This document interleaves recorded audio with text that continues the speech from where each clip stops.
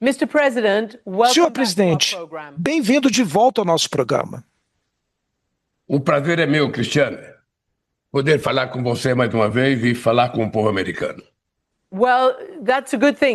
Bem, isso é uma coisa boa, porque eu queria lhe perguntar, em primeiro lugar, como é que você se sente levar um tapa na cara com 50% de sobretaxa de um maior país do mundo, que é os Estados Unidos? Olha, Cristiano, para mim foi uma surpresa, não só o valor da taxação, mas como é que foi anunciado. Eu penso que falta um pouco de multilateralismo na cabeça do presidente Trump. E ele sabe que um problema desse se resolve numa mesa de negociação. O que é que eu estranhei de fato? Nós estávamos negociando com os Estados Unidos já há alguns meses, o meu ministro das Relações Exteriores, o meu vice-presidente da República, que é ministro da Indústria e do Comércio, estavam negociando. Dia 16 de março, nós mandamos uma proposta para o governo americano, depois de 10 reuniões, mandamos uma proposta dia 16 de maio, dizendo o que a gente queria e o que era possível acordar. Ora, para nossa surpresa, ao invés de uma resposta à carta que nós mandamos, nós recebemos a notícia publicada, no site do presidente da República, que não foi uma carta enviada diplomaticamente como a gente costuma enviar. Eu achei que foi um erro muito grande, um equívoco, porque a carta que o presidente Trump fez está cheia de inverdades. Primeiro, ele estava sabendo que aqui no Brasil a justiça é independente. O presidente da República não manda na justiça. A segunda é que o déficit comercial não é verdade. Os Estados Unidos, nos últimos 15 anos, teve um superávit de 410 bilhões de dólares com relação ao Brasil. E terceiro, se a gente vai cobrar o imposto das Big Techs, é um problema do governo brasileiro. Olha, se a gente cobrar uma taxa alta e eles não se contentarem, olha, se estabelece uma negociação entre o governo. É assim que funciona o multilateralismo. É assim que funciona o comércio mundial. É assim que o Brasil age. O que não pode é o presidente Trump esquecer que ele foi eleito para ser presidente dos Estados Unidos e não foi eleito para ser imperador do mundo. Seria muito melhor se estabelecer uma negociação e fazer um acordo possível, porque nós somos dois países que temos uma reunião muito boa há 201 anos. Então ele está quebrando todo e qualquer protocolo, toda e qualquer liturgia que deve exigir o relacionamento entre dois chefes de Estado. Foi muito desagradável. Nós estamos tentando conversar com as pessoas, agora nós estamos também preparando a nossa resposta. O que eu tenho dito publicamente é que nós vamos utilizar todas as palavras no dicionário tentando negociar.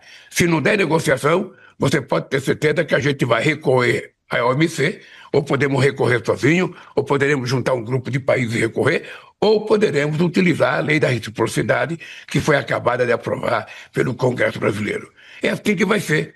Eu lamento que dois países que têm uma relação histórica de 201 anos precisem estar brigando na justiça porque um presidente não respeita a soberania do outro. Senhor presidente, deixa eu levantar algumas questões que o Trump falou. Em primeiro lugar, falando sobre, você acabou de mencionar, o procurador-geral da República, da AGU, disse que, de acordo com os dados dos Estados Unidos, o Messias escreveu que tem um superávit com seu país, que era 7,4 bilhão no último ano. De acordo com seus números, chega a quase 30 bilhões, fazendo que o Brasil é o terceiro maior contribuidor para o superávit mundial dos Estados Unidos, quando você inclui os bens e serviços. E como você diz, nos últimos 15 anos, os Estados Unidos têm uma superávit de 410 bilhões. Nessa questão do comércio, que o Trump gosta de dizer, a América está sendo explorada pelos seus... Por que ele tem essa ideia? Por que ele acha que tem um déficit com esses países todos e com o Brasil? Ou por falta de conhecimento ou por falta de assessoria. Porque o déficit do ano passado foi de 7 bilhões de dólares para o Brasil. E nós continuamos achando que os Estados Unidos continua sendo um parceiro muito relevante para o Brasil. Nós tivemos um fluxo na balança comercial de 87 bilhões.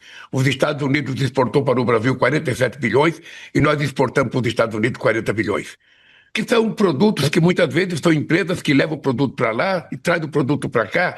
É uma coisa complicada que eu acho que vai ser resolvida na hora que os empresários americanos e os empresários brasileiros sentarem numa mesa e negociar para mostrar, não apenas ao presidente do Brasil, mas ao presidente dos Estados Unidos, de que a taxação foi equivocada, foi mal pensada e foi avisada no momento equivocado quando a gente estava numa mesa de negociação. Não é possível aceitar, sabe, que um país acha que pode, sabe, ditar as regras para outro país sem sentar numa mesa de conversação. Bem, presidente, uma segunda questão que você também mencionou é uma questão política. Aparentemente, o presidente Trump está dizendo que ele discorda com a investigação e o processo no tribunal do seu predecessor, o presidente Bolsonaro. Aqui que está o que o Trump disse. Isso é nada mais, nada menos do que um ataque sobre um oponente político, que eu sei muito, porque aconteceu comigo. 10 vezes eu fui acusado de coisas. Qual é a sua resposta para esse comentário do presidente Trump? Olha, a minha resposta, Cristiane, é que o Poder Judiciário brasileiro é independente. O presidente da República não tem influência no Poder Judiciário. Eu indico o ministro da Suprema Corte, ele é referendado pelo Senado ou não, ele toma posse e vai cuidar da nossa Constituição. Veja só, o Bolsonaro está sendo julgado não é porque ele é oposição. Porque é importante lembrar que eu perdi 3 eleições nesse país. É importante lembrar que a 5ª eleição que eu disputo, sabe, e também já ganhei 4 eleições. Eu e a minha sucessora Dilma Rousseff, vai para 5 eleições que nós ganhamos.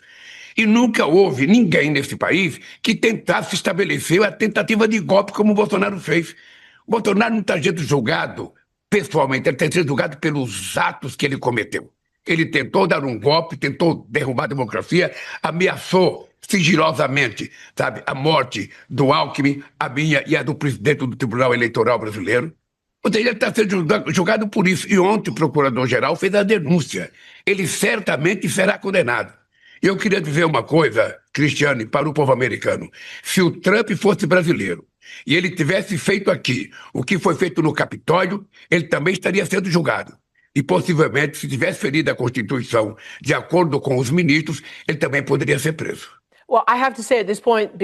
Bem, nesse momento eu tenho que dizer, presidente, que o presidente Bolsonaro nega todas essas acusações, mas na maior parte o seu filho, Eduardo, que é membro do Congresso, ele está nos Estados Unidos fazendo lobby para sanções contra o Brasil.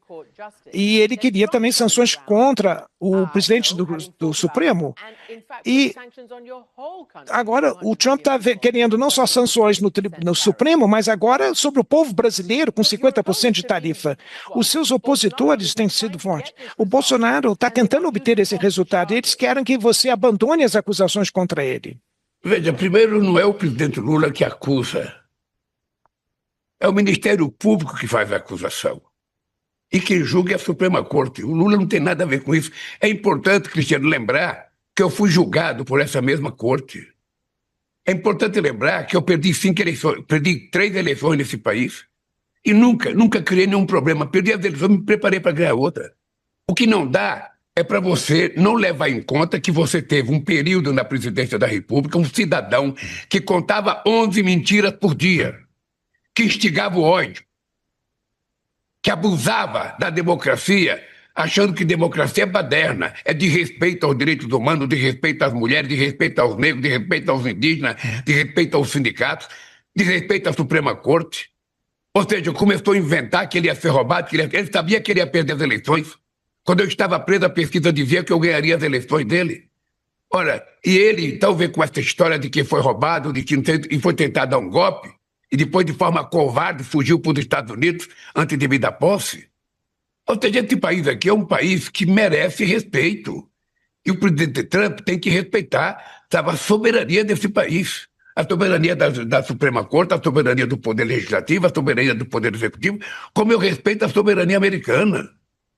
Ora, o presidente Trump tem o direito de taxar os produtos americanos, os produtos brasileiros ou de qualquer outro país do mundo. Mas seria muito mais correto a gente sentar numa mesa de negociação e na OMC negociar. Porque a verdade nua e crua é essa. O presidente Trump está querendo destruir a coisa mais sagrada que aconteceu depois da Segunda Guerra Mundial, que foi o multilateralismo. O multilateralismo permitiu que os estados pudessem conviver em harmonia, sentados e tentar resolver os seus problemas negociando. Não é a supremacia da força, sabe, de um contra o outro. Eu vou dizer para você uma coisa, a taxação tarifária não resolve nenhum problema, pode criar muitos outros problemas. E é importante lembrar que o tarifaço vai criar problema também para o povo americano, não é só para o povo brasileiro. Eu aqui vou tentar resolver meus problemas.